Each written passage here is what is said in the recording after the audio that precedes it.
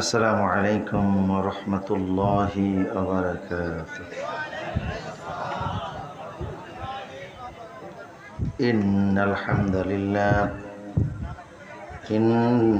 হামদালিল্লাহি নাহমাদুহু ওয়া নাস্তাঈনুহু ওয়া নাস্তাগফিরুহু ওয়া নু'মিনু বিহি ওয়া নাতাওয়াক্কালু আলাইহি ونعوذ بالله من شرور أنفسنا ومن سيئات أعمالنا من يهده الله فلا مضل له ومن يضلل فلا هادي له أو فلن تجد له وليا مرشدا ونشهد أن لا إله إلا الله وحده لا شريك له ونشهد أن سيدنا إمامنا قدوتنا حبيبنا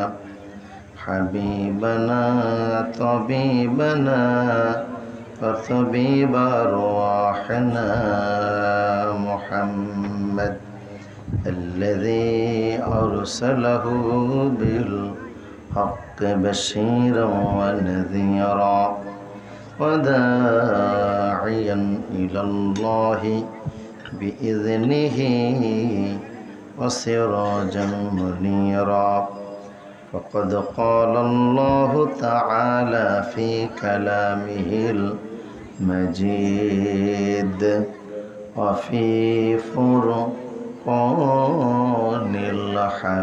الحميد أعوذ بالله من الشيطان الرجيم بسم الله الرحمن الرحيم نتلو عليك من نبأ موسى وفرعون بالحق لقوم يؤمنون إن الله وملائكته يصلون على النبي يا أيها الذين آمنوا صلوا عليه وسلموا تسليما اللهم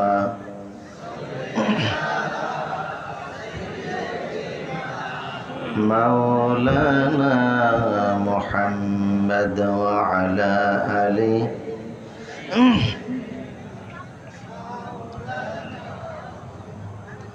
হাজারো ব্যথা বেদনার পরে ফিরে আসনি তুমি আপন ঘরে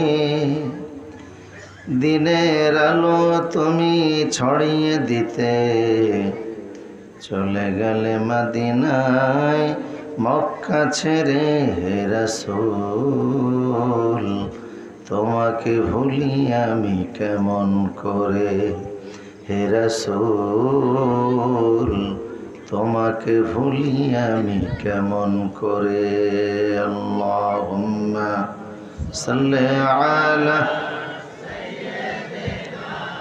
মাওলানা মুহাম্মদ ওয়া আলা আলি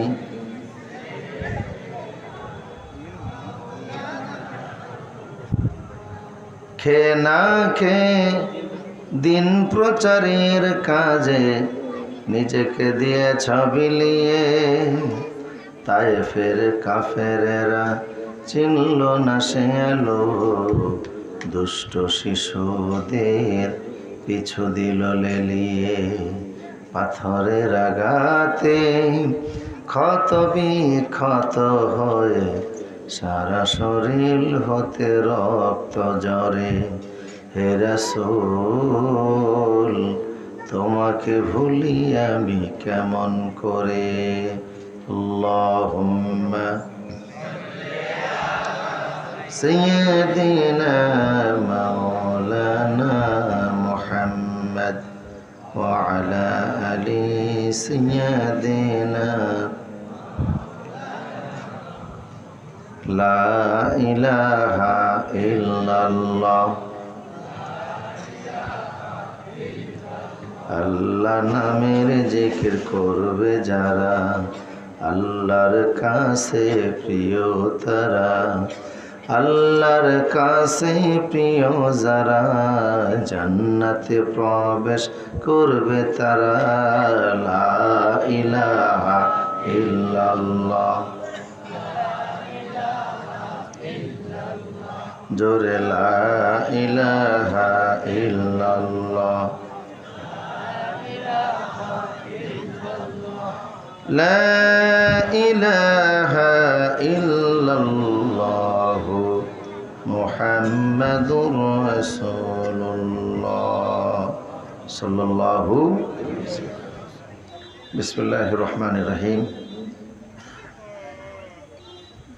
লক্ষ্মীপুর জেলার সদর চন্দ্রগঞ্জ পোদ্দার বাজার সংলগ্ন সুনামধন্য প্রতিষ্ঠান মাদ্রাসাতুল আবরারের উদ্যোগে আয়োজিত আজকের এই হাফেজ ছাত্রদের দস্তরবন্দি উপলক্ষে আয়োজিত তাফসীরুল কুরআন মাহফিলের সভাপতি, অত্র মাদ্রাসার সভাপতি জনাব আলহাজ আব্দুল করিম সাহেব, আজকের আমন্ত্রিত অন্যতম অতিথি সাহিবুল ইলম সরমটুয়াল আরাবিয়া দারুল মাদ্রাসার পরিচালক মাওলানা আবু তাহের সাহেব হাফিজাহুল্লাহ, আজকের অন্যতম আলোচক পোদ্দার বাজার কেন্দ্রীয় জামে মসজিদের সম্মানিত খতিব হযরত মাওলানা মুফতি খালেদ সাইফুল্লাহ হাবিবি সাহেব হাফিজাহুল্লাহ, আজকের অন্যতম আলোচক জামিয়া উসমানিয়া সাটখিলের মুহাদ্দিস মুফতি নাজমুস সাকিব সাহেব রয়েছেন, অত্র প্রতিষ্ঠানের মুহতামি মাওলানা আবুল কালাম আজহার সাহেব সহ মঞ্চ প্রবিষ্ট জাতির শ্রেষ্ঠ সন্তান ওলামায়ে কেরাম, সুধীমণ্ডলী, প্রিয় লক্ষ্মীপুরবাসী, আল্লাহ পাকের শুকর গুজার হচ্ছে যিনি কোরআনের মাহফিলে আমাদেরকে বসার তৌফিক দান করেছেন, দয়া করেছেন, মায়া করেছেন, মেহেরবানি করেছেন। অন্য যে কোনো মজলিস থেকে, দুনিয়াবি কাজকাম থেকে আমাদেরকে সরিয়ে কোরআনের মজলিসে কিছু সময় বসার জন্য তৌফিক দান করেছেন। সেই মনিবের দরবারে হৃদয় থেকে সকলে বসছি আলহামদুলিল্লাহ। রব্বানা লাকাল হামদ হামদান কাসীরান তাইয়্যিবান মুবারাকান ফীহি ইয়া রাব্বি লাকাল হামদু কামা ইয়ানবাগি লিজালালি ওয়াজহিক ওয়া আযীমি সুলতানিক। লক্ষ কোটি দুরূদ এবং সালাম বিশ্ব নবীর প্রতি, যাকে আল্লাহ পাক সর্বশেষ এবং সর্বশ্রেষ্ঠ নবী ও রাসূল বানিয়ে পাঠিয়েছে, যার উপর নিয়মতান্ত্রিক একবার দুরূদ শরীফ পড়লেই 10টি গুনাহ আল্লাহ মাফ করে দেন, 10টি নেকি আমলনামা উঠাইয়া দেন, 10টি মর্যাদা বাড়িয়ে দেন। সকলেই পড়ছি সাল্লাল্লাহু আলাইহি ওয়াসাল্লাম। আত্মার মাগফিরাত তাদের উপরে যাদের ত্যাগের বিনিময়ে ইসলাম সারা পৃথিবীতে আজও ছড়িয়ে ছিটিয়ে আছে। প্রিয় সুধী, আপনারা এসেছেন অত্যন্ত পরিচিত আপনজন, আপনাদেরকে মনে করি এবং আমিও প্রায় এই অঞ্চলে আসি। আল্লাহ আমাদের এই বন্ধনকে কবুল করুন। কোরআনের মাহফিলে পৃথিবীর সবচেয়ে সেরা মাহফিল, শ্রেষ্ঠ মাহফিল। কোরআনের টাচে যতক্ষণ থাকবেন আল্লাহর সাথে তত সম্পর্ক বৃদ্ধি পাবে। কোরআনকে যারা ধরে কোরআন তাদের জীবন বদলাইয়া দেয়। কোরআনকে যারা ছাড়ে কোরআন তাদেরকে আস্থা করে করে নিক্ষেপ করে। কোরআনই পড়ে মানুষের ভাগ্য বদলাতে, ঠিক কিনা বলেন? ১,৫০০ বছর পূর্বে এটি যেমন ছিল এখনো তেমনই আছে, কিয়ামত পর্যন্ত সেই রকম। মানব সমস্যার সকল সমাধান এই কিতাবের ফাতায় ফাতায় আল্লাহ দান করে দিয়েছে। তিবিয়ানান লিকুল্লি শাই আয় কাশিফান লিকুল্লি শাই। সব সমস্যার সমাধান কোথায় আছে? সমাধান চাও যদি জীবনে মরণে ফিরে যাও, খুঁজে নাও চোখ রাখো কোরআনে। If you wanna solution this দুনিয়া আখেরাত করবে, have a look to the holy কোরআনে। তবেই পাবে সুখ শান্তির ঠিকানা, তবেই পাবে সুখ শান্তির ঠিকানা, যদি মেনে নাও তুমি মনে প্রাণে সমাধান। সমাধান চাও যদি জীবনে মরণে ফিরে যাও, খুঁজে নাও চোখ রাখো কোরআনে। আলহামদুলিল্লাহ। সেই কোরআন থেকে আজকে আমরা কথা বলছি, যে কোরআনে আমাদের সব সমস্যার সমাধান দেওয়া আছে। আমি আপনাদের সামনে আল্লাহর কোরআনের ক্রমিক নাম্বার অনুযায়ী ২৮ নম্বর সূরা, সূরা কাসাস থেকে তেলাওয়াত করছি। এর আয়াত সংখ্যা ৮৮, রুকুর সংখ্যা ৯। হিজরতের পূর্বে সূরাটি নাজিল হয়েছে, এই জন্য এটা মাক্কি সূরা। সূরার নাম সূরা কাসাস। কি নাম? ৮৮ আয়াত সম্মিলিত। আল্লাহ পাক এই সূরায় বিস্তারিত তুলে ধরেছেন। আপনাকে আল্লাহ সান্ত্বনা দিচ্ছেন, মুসা নবীকে যেইভাবে করে ফেরাউনের হাত থেকে আল্লাহ উদ্ধার করে রাষ্ট্রীয় ক্ষমতা দান করেছিলেন, ওই রকম বিজয় আল্লাহ আপনারও দান করবে। আপনার বিজয় সামনে অপেক্ষা করতেছে। আজকে যারা আপনার হত্যার বিরুদ্ধে জন্য একত্রিত হয়েছে, এমন একটা দিন আসবে আসামির মতো তারা আপনার সামনে দাঁড়িয়ে থাকবে, এতিমের মতো তারা দাঁড়িয়ে থাকবে। এমন একটা সময় আসবে এরা পালাবার মতো রাস্তাও খুঁজে পাবে না। রাসূল, আপনি সুসংবাদ গ্রহণ করুন, সেই সময়টা সামনে আসতেছে। ক্ষমতার মালিক কে? সবাই বলেন কে? আন্নাল কুওয়াতা লিল্লাহি জামিআ। তিনি সকল ক্ষমতার আধার। ৮৮ আয়াত সম্মিলিত সূরা কাসাস আল্লাহ রাসূলের প্রতি নাজিল করে ফেরাউনের কাহিনী, মুসা নবীর ইতিহাস আল্লাহ শুনালেন। অনেক লম্বা কথা আল্লাহ শুনালেন, শুনিয়ে রাসূলকে সান্ত্বনা দিলেন, টেনশন করবেন না, মদিনার পথ ধরেন, আপনার ক্ষতি হয় নাই, বরং আপনি লাভবান হয়েছেন। অচিরেই আপনার দুশমনদের উপরে আল্লাহ ইসলামকে বিজয় করে দিবে। ফেরাউনের কাহিনী এই সূরায় আল্লাহ বলেছেন।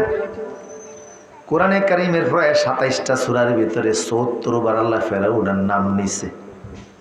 কতবার?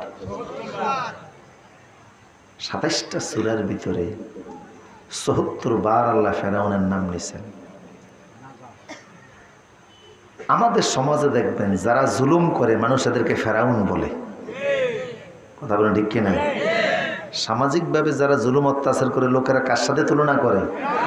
ফেরাউনের সাথে। আর ফেরাউনের নাম শুনে নাই এমন একটা মুসলমানও খুঁজে পাওয়া, এটা এত প্রচলিত হয়ে গেছে, মানুষের মুখে মুখে আছে, ঠিক না বলেন? গাদ্দারি করলেই, মুনাফিকি করলেই মানুষ মীর জাফরের নাম নেয়, ঠিক কিনা বলেন? আর জুলুম করলে কার নাম নেয়? ফেরাউনের নাম। পৃথিবীতে অনেক ফেরাউন আছে, আছে না? জালিম যেহেতু আছে, ফেরাউনও আছে। কিন্তু 1898 সালে সিনাই উপদ্বীপের জাবালে ফেরাউন নামক ছোট্ট একটি পাহাড় আছে মিশরের সিনাই উপদ্বীপে। ওই পাহাড়ের পাশে তো সর্বপ্রথম ফেরাউনের লাশটা পাওয়া যায়, আজ থেকে প্রায় 126 বছর পূর্বে। মনোযোগ আছে নি আপনাদের? কত বছর পূর্বে? 126 বছর পূর্বে তার লাশটা পাওয়া যায়। সেখান থেকে লাশটা তুলে নিয়ে আসা হয়। মিশর সরকার ফেরাউনের লাশটা এনে মমি করে রেখে দিয়েছে, সংরক্ষণ করে রেখে দিয়েছে। পৃথিবীর বিভিন্ন গবেষকগণ, জ্ঞানী গুণী বিজ্ঞানীগণ, তত্ত্ববিদগণ মিশরে যাইতো, ফেরাউনের লাশ দেখত। কি করে এই লাশ এতদিন পর্যন্ত সাগরের পানিতে ছিল। লাশ প্রায় 3500 বছর আগেকার লাশ, সাগর থেকে তুলে আনলো 126 বছর আগে। অথচ 3500 বছর যাবত আল্লাহ সাগরের পানির ভিতরে তারে রেখে দিয়েছে। নষ্ট হতে দেন নাই, পচতে দেন নাই, গলতে দেন নাই। বিশেষ করে 1982 সালে ফ্রান্সের সরকার মিশরের সরকারের কাছে আবদার করলো, তোমরা যদি পারো ফেরাউনের লাশটা আমার দেশে একটু পাঠাও। ওরা বলল, ফেরাউনের লাশ দেখার জন্য সারা পৃথিবী থেকে লোকজন মিশরে আসে। বুঝেননি কথা? ফ্রান্সের সরকার বলল, এই লাশ আমরা একটু পরীক্ষা নিরীক্ষা করব, কোরআনের সত্যতা যাচাই করব, আবার তোমাদের লাশ তোমাদেরকে ফেরত দিব। এখন এই লাশ ফ্রান্সে যাবে, এর পাসপোর্ট দিব কে? কে দিব পাসপোর্ট? পাসপোর্ট লাগবে না? পাসপোর্ট লাগবে, ভিসা লাগবে। কে দিবে তারে পাসপোর্ট? ফ্রান্সের সরকার বলল, পাসপোর্টের দরকার নাই, বিমানের খরচ যা লাগে আমরা দেব, জাতীয় বীরের সম্মান দেব, তারে তোমরা বিমানে উঠে ফ্রান্সে পাঠিয়ে দাও। মিশর সরকার ফেরাউনের লাশটাকে বিমানে করে ফ্রান্সে পাঠিয়ে দিল। একজন রাষ্ট্রপ্রধানকে যেইভাবে সম্মান দেওয়া হয়, ফ্রান্সের সরকার ফেরাউনের লাশটারে সেইভাবে সম্মান দিল। গার্ড ও অনার দিছে, ফুল দিয়ে রিসিভ করছে। মনে হয় যেন কোনো জীবন্ত ফেরাউনকে তারা রিসিভ করতেছে। আমি ভাবলাম, ফ্রান্সের সরকার এত সম্মান কেন দিল ফেরাউনের লাশকে? খোঁজ খবর নিয়ে দেখলাম, ওরাও ইসলামের জাতীয় দুশমন।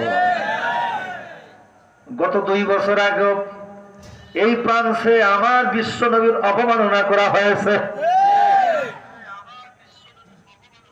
কাফেরে কাফেরে একটা দোস্তালে আছে না নাই? যে যেমন তার সাথে সম্পর্ক হয় সেই মানে লোকদের সাথে। কথা বলা ঠিক কি? রাসূল বলতেন, মান তাসাব্বাহা মিনহুম মান তাসাব্বাহা বিকাউমিন ফাহুয়া মিনহুম।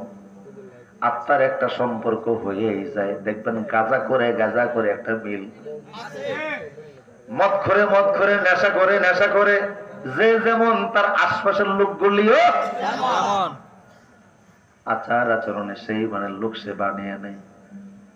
এই জন্য রাসূল বলছেন, তুমি কারোর সাথে সম্পর্ক করতে গেলে দেখাশোনা করো। কারে তুমি বন্ধু বানাও দেখে নিও, কারণ সৎসঙ্গে স্বর্গবাস, বুঝে শুনে লোকদের সাথে সম্পর্ক সৃষ্টি করো। আমার প্রিয় সদী, ফেরাউনের লাশ অনেক সম্মান দেওয়া হলো, ইজ্জত দেওয়া হলো, গার্ড ও অনার দেওয়া হলো। তারা তাদের দেশে প্রটোকল দিয়ে ফেরাউনের লাশ নিল। দেশের সব বিজ্ঞানীদেরকে লাশের পিছনে লাগিয়ে দিল, তোমরা পরীক্ষা নিরীক্ষা করো। ভিতরে মানুষ প্রবেশ করবে বেশি, মুসলমান হয়ে যাবে, কোরআনের মর্যাদা বাড়বে, মুসলমানদের দাম বাড়বে। মরিস বুকাইল বলল, কেন? কয় ফেরাউনের লাশ এই অবস্থায় আছে এবং থাকবে কিয়ামত পর্যন্ত। এই লাশটা এই অবস্থায় সংরক্ষিত থাকবে। এই ব্যাপারে দুনিয়ার কোন ধর্মগ্রন্থে কোনো মন্তব্য নাই, একমাত্র আছে 30 পারা কোরআনের ভিতরে। কোরআনের মালিক বলেছে, ফেরাউনের লাশকে আমি আল্লাহ এইভাবে করে সংরক্ষণ করব। এটা নিয়ে কোনো ত্রিপিটকে কোনো কথা নাই, জেন্ডারেস্তা নাই, বাইবেলে নাই, ওল্ড টেস্টামেন্টে নাই, নিউ টেস্টামেন্টে নাই। কাজে তথ্যটা প্রকাশ করলে সারা দুনিয়ার মুসলমানদের মর্যাদা আরো বেড়ে যাবে, তাদের ধর্মগ্রন্থের সম্মান বাড়বে। মরিস বুকাইলি বলল, আমি আরো কৌতূহলী হয়ে গেলাম। মোহাম্মদ কি করে জানলো এই লাশকে কিয়ামত পর্যন্ত রাখা যাবে? ১৫০০ বছর আগে মোহাম্মদ তো কোনোদিন মিশরে আসে নাই, তিনি তো ছিলেন মক্কার মানুষ। কি করে তিনি এটা জানলেন? যেহেতু তিনি তার কোরআনে এটা বলেছেন, বোঝা গেল নিজের থেকে বলেন নাই, আল্লাহ ওনাকে জানিয়েছে। মরিস বকাইলি মদিনায় এসে মদিনার আলেমদেরকে ডেকে কোরআনের সত্যতা পেয়ে কালেমা বললেন, আশহাদু আল্লা ইলাহা ইল্লাল্লাহু ওয়াহদাহু লা শারীকা লাহু ওয়া আশহাদু আন্না মুহাম্মাদান আবদুহু ওয়া রাসূলুহু। কালেমা পড়ে মুসলমান হয়ে গেলেন ডক্টর মরিস বকাইলি। আবার লাশ নিয়ে আসা হলো মিশরে। মনোযোগ আসেনি আপনার? গত কয়েকদিন আগে দেখলাম শুধু ফেরাউনের লাশটাই এখন মিশরে সংরক্ষিত নয়। ফেরাউন যে কুকুরটাকে লালন পালন করত, তার বাড়ি যে পোষা কুকুরটা ছিল, ওই কুকুরের মমিও এখন মিশরে পাওয়া গেছে। কুকুরের গলায় একটা মালাও সে দিয়েছিল। কুকুরের সামনে এক বাটি জল ছিল, পানি ছিল। কুকুরটা ওইভাবে করে মমি করা অবস্থায় পাওয়া গেল। মিশরের বিজ্ঞানীরা হইচই পড়ে গেল। অন্য অন্য বিজ্ঞানীদের সহায়তায় তারা সিদ্ধান্তে বসলো এটাই ছিল ফেরাউনের পোষা কুকুর। তারা কুকুর পুষত, মানুষের সঙ্গে দুশ্মনী করত, কুত্তার সাথে ভালোবাসা রাখত। এই সমাজও দেখবেন এমন কিছু শৌখিন মানুষ আছে, বাসায় কুকুর লালন পালন করে, দামি দামি বিদেশি কুকুর নিয়ে আসে, কিন্তু কাজের মেয়েদেরকে সুযোগ পাইলেই পিটায়। এক জালিমেরে দেখলাম একটা মেয়ের এমন পিটান পিটাইছে, ডাক্তাররা অবাক হয়ে গেছে যে শরীরের এমন কোন জায়গা নেই যে আঘাত করে নেই। অথচ কুকুর লালন পালন করে, কুকুরকে খাওয়ায়, কুকুরের পিছনে মাসে হাজার হাজার টাকা ব্যয় করে। মানুষ ভিক্ষা চায়, হাত পাতে 1 টাকাও দেয় না। এগুলি ফেরাউনের উত্তরসূরি কথা বলে, ঠিক কিনা? আল্লাহ রাসূল বলেছেন, মান আমসাকা কালবান, কেউ যদি শখের বশবর্তী হয়ে কুকুর লালন পালন করে, আইয়ান কুসামিন আমলে কিরাতুন, তার আমল নামা থেকে 60 রাকাত নফল নামাজ পড়া সওয়াব আল্লাহ কেটে দিবেন। শখের বশবর্তী হয়ে যদি কেউ কুকুর পালে, আমল নামা থেকে 60 রাকাত নফল নামাজ কেটে দিবেন কে? আল্লাহ। এখন নামাজই তো পড়ে না, আবার কাটবো কি? আছে না? কি পড়ে না? নামাজ পড়ে না, এরকম মুসলমান আছে না? সালাত তোমার বন্ধ করুন শেষ বিচারের দিন, সালাত তোমার জীবন জুড়ে খুশবু প্রতিদিন, যায় নামাজে শান্তি বিলায় চিত্তে সীমাহীন, রব্বি আলালা রব্বি আলাউজিম রব্বি আলালা রব্বি আলাউজিম, সালাতে কায়েম করো সালাত কায়েম করো হবে। নাম নিলেন, কোরআনের বিভিন্ন পাতায় পাতায় আল্লাহ বললেন, পৃথিবীর 6টা জাতিরে আমি আল্লাহ নির্মূল করে দিয়েছি, ধ্বংস করে দিয়েছি। তার ভিতরে ফেরাউন হলো অন্যতম। ফেরাউনকে আমি আল্লাহ দুনিয়া থেকে মিশিয়ে দিয়েছি। এখন ফেরাউনকে আল্লাহ কেন হালাক করলেন সেটারও কারণ আছে না নাই? মনোযোগ আসেনি আপনাদের? ফেরাউনকে যে আল্লাহ ধ্বংস করলেন কারণ কি? কারণ ছিল আল্লাহর খলিলের বদদোয়া। ইব্রাহিম আলাইহিস সালামের একটা বদদোয়ার ফসল। মুফাসসিররা বলেছিলেন, ইব্রাহিম আলাইহিস সালাম ওনার স্ত্রী হযরতে সারাকে সাথে নিয়ে তিনি যাচ্ছেন মিশর হয়ে। মনোযোগ দেন, মনোযোগ আছে? ইব্রাহিম আলাইহিস সালামকে চিনেন না আপনারা? কাদের জাতির পিতা? আমাদের মুসলমান জাতির পিতার প্রশ্নে আপোষ করতে পারে না। কাউরের বানানে বানিয়ে দেওয়া জাতির পিতা আমরা মানতে রাজি না। আল্লাহ বলে দিয়েছেন আমাদের জাতির পিতাকে। ইব্রাহিম কি ত্যাগ স্বীকার করেছেন? 33টা পরীক্ষা জীবনে দিয়েছেন, সবগুলি পরীক্ষায় পাস করেছেন। উনি আবুল আম্বিয়া, পৃথিবীর 10-12 জন নবী বাদ দিলে বাকি সব নবীদের পিতা তিনি ছিলেন, স্বয়ং বিশ্ব নবীর পিতা। সুবহানাল্লাহ। আবুল আম্বিয়া ওনাকে বলা হয়। আবার ওনার নামে দুরূদ শরীফ আছে না নাই? اللهم صل على محمد وعلى آل محمد كما صليت على إبراهيم وعلى آل إبراهيم إنك حميد مجيد. اللهم بارك على محمد وعلى آل محمد كما باركت على إبراهيم وعلى آل إبراهيم إنك حميد مجيد. আবুল আম্বিয়া তিনি নবীদের বাবা ছিলেন। এখন সব নবীদের বাবা জেনে তার সাথে বেয়াদবি করলে পরিণামটাও তো ভয়াবহ হওয়ার কথা।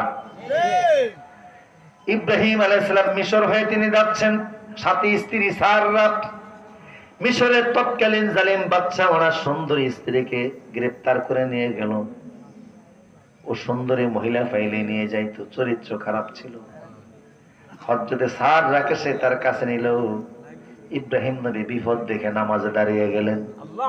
সব নবীদের আমল ছিল বিপদ দেখলেই নামাজে দাঁড়িয়ে যাইতেন, কারণ আল্লাহ বলছেন ওয়াস্তাঈনু বিস-সাবরি ওয়াস-সালাহ ইন্নাল্লাহা মা'আস-সাবিরিন। তোমাদের যখন সাহায্যের দরকার হয় নামাজে দাঁড়াও।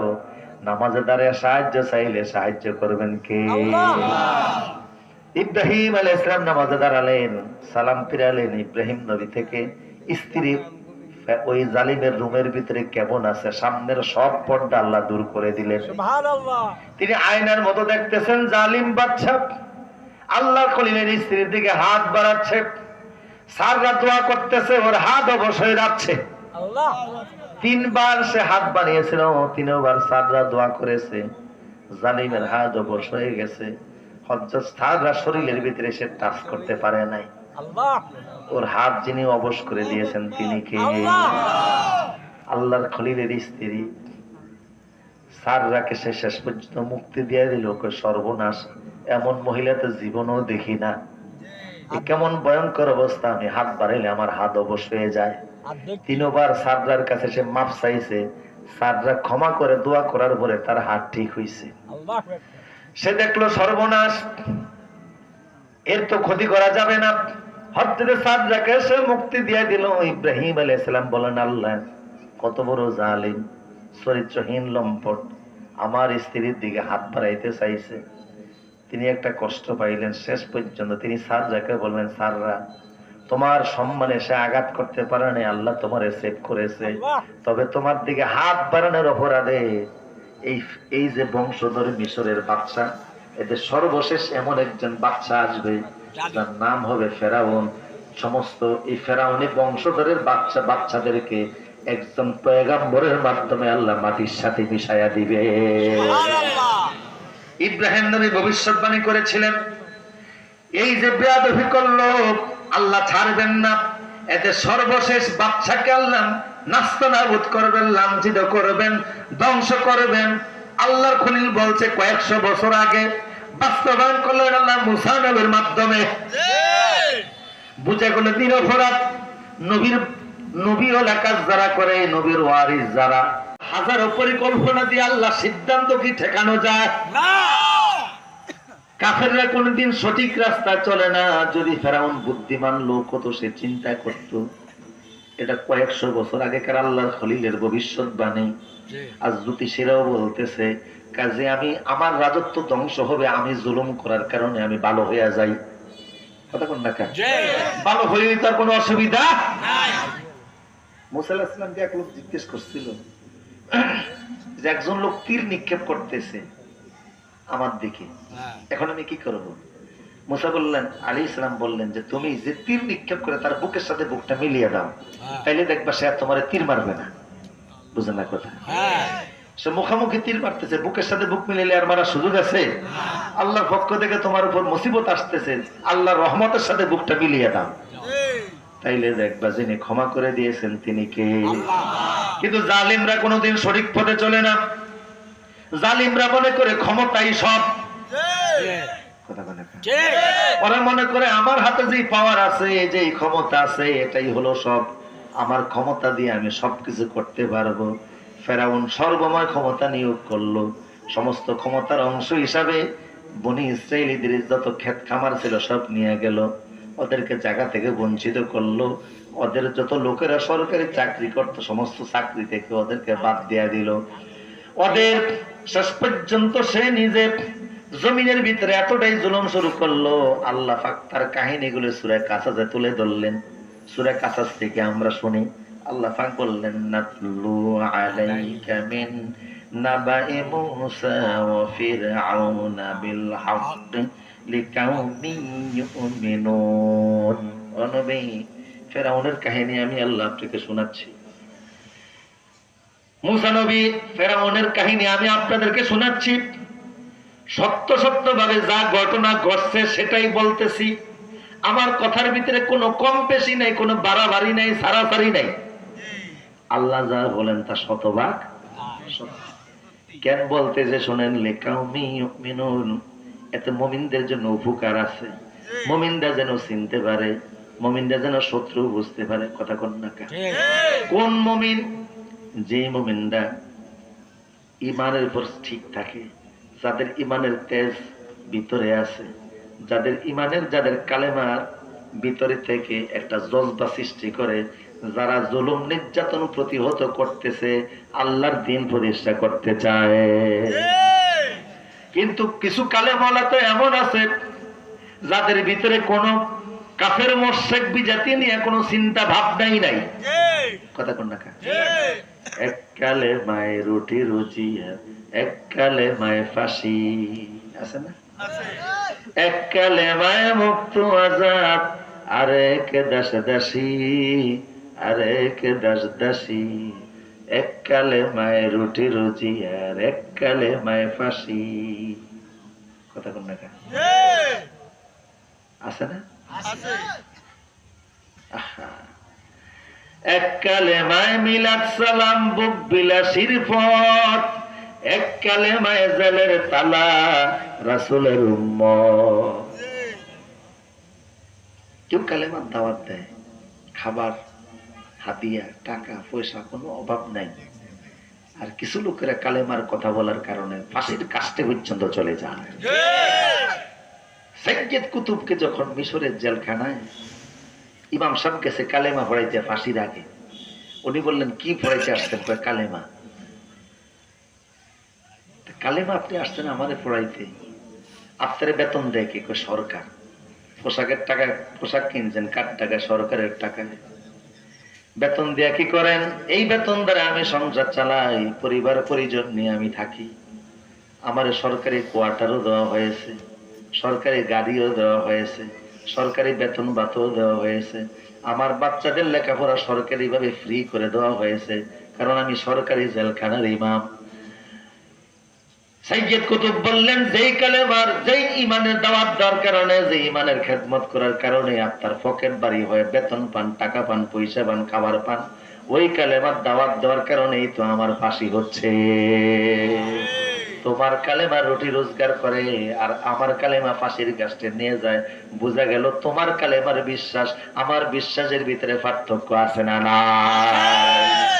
যেই কালেমার চেতনা যোগায় না, যেই কালেমা আল্লাহর দ্বীন প্রতিষ্ঠার কথা বলে না, যে ঈমান আল্লাহর দ্বীন প্রতিষ্ঠার জন্য কাজ করে না, যে ঈমান বাতিলের কাফের মুশরিকদের দৌরাত্ম্য দেখে ব্যথা সৃষ্টি হয় না, দুই ঈমান কোনোদিন সমান হতে পারে না। কথা বল না কেন? আছে না নাই? ঈমান কিন্তু একটা বিপ্লবের নাম, একটা চেতনার নাম, একটা শক্তির নাম। ঈমান কিন্তু যদিও ভিতরে গোপন থাকে, কিন্তু এটার তেজ জ্বলে ওঠে। যে ঈমান প্রয়োজনে জ্বলে ওঠে না, যে ঈমান সত্যনের কথা বলে না, যে ঈমান বাস্তবে নাই, যে ঈমান অন্তরে নাই, মুখে শুধু ফাঁকা বলি, কি করে তারে বলো ঈমান বলি, কি করে তারে বলো ঈমান বলি, কি করে তারে বলো ঈমান বলি, কি করে তারে বলো ঈমান বলি। যে ঈমান দিন কায়েমের আন্দোলনের দ্বার ধারে না, যে ঈমান লেবাসদারি কোরআন হাদিস তাও পড়ে না, যে ঈমান খাজার নামে বাজার ঘরে ফুলুস কামায়, যে ঈমান শিরকিয়াতের আমল